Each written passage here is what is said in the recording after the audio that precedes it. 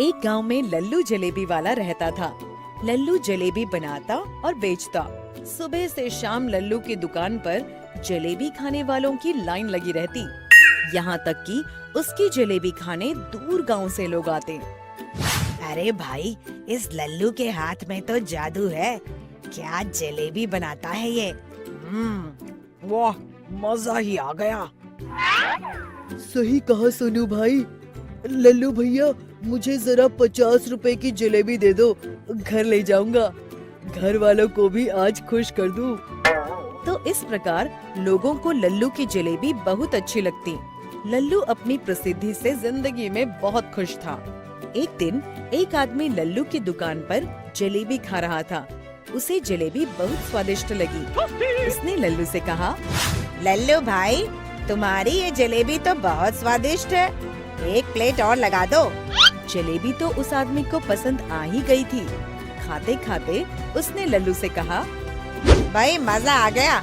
ऐसा लग रहा है मानो किसी ने अमृत रस भर दिया हो इस जलेबी में। धन्यवाद भाई साहब। अब तो बस इसी काम की आदत हो गई। जलेबी बनाओ और खिलाओ।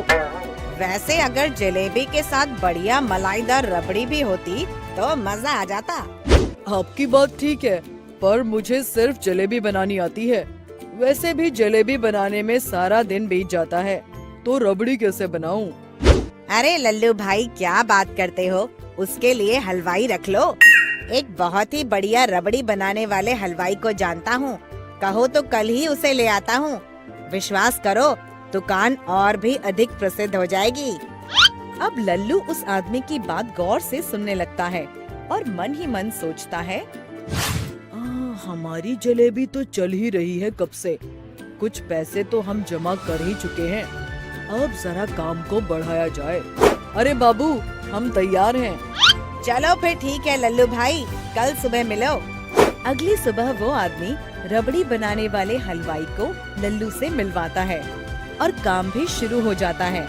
अब लल्लू की दुकान पर जलेबी और रबड़ी का बोर्ड लग जाता है। ग्राहक दोनों का स्वाद लेने लगते हैं। हर ग्राहक को जलेबी के साथ रबड़ी खाने की इच्छा जरूर होती।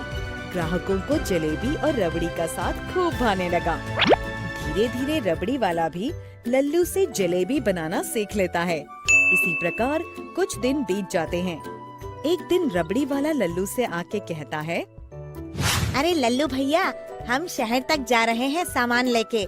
2 दिन में आ जाएंगे। ठीक है भाई, आ जाना जल्दी। अगली सुबह लल्लू की दुकान पर ग्राहकों की भीड़ लग जाती है। जरा रबड़ी जलेबी लगा दो 1 प्लेट। अभी तो सिर्फ जलेबी है भाई, जलेबी खाओ। पर लल्लू भैया, जलेबी के साथ मलाईदार रबड़ी का मजा ही अलग है। बिना रबड़ी के जलेबी का स्वाद नहीं आता। सभी ग्राहक वापस चले जाते हैं और धीरे धीरे लल्लू की दुकान पर ग्राहक आना कम हो जाते हैं और लल्लू चिंतित होने लगता है। तभी एक ग्राहक लल्लू को चिंतित देख उसकी दुकान पर आता है। क्या हुआ लल्लू भाई, बड़े चिंतित लग रहे हो। क्या बताऊं भाई, आजकल जलेबी ही नहीं बिकती और आज 6 दिन हो गए, रबड़ी वाला भी नहीं आया। क्या बात करते हो, जलेबी नहीं बिकती? उस गांव में जलेबी खूब बिक रही है और रबड़ी भी। खा के देखो, मैं भी वहाँ से लाया हूँ।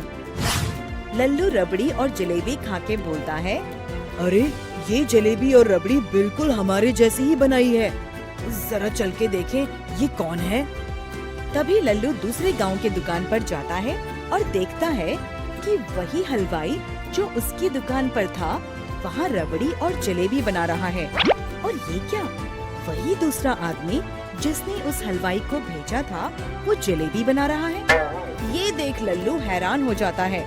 लल्लू समझ जाता है कि उन दोनों ने लल्लू को लल्लू बना दिया और जलेबी के सभी ग्राहक भी अपनी दुकान पर ले गए। अरे ई का हो गया, ई तो गई भैंस पानी में। शिक्षा: कभी भी किसी अनजान आदमी पर आंख बंद करके विश्वास नहीं करना चाहिए। हमेशा सूझबूझ के साथ ही किसी पर विश्वास करना चाहिए।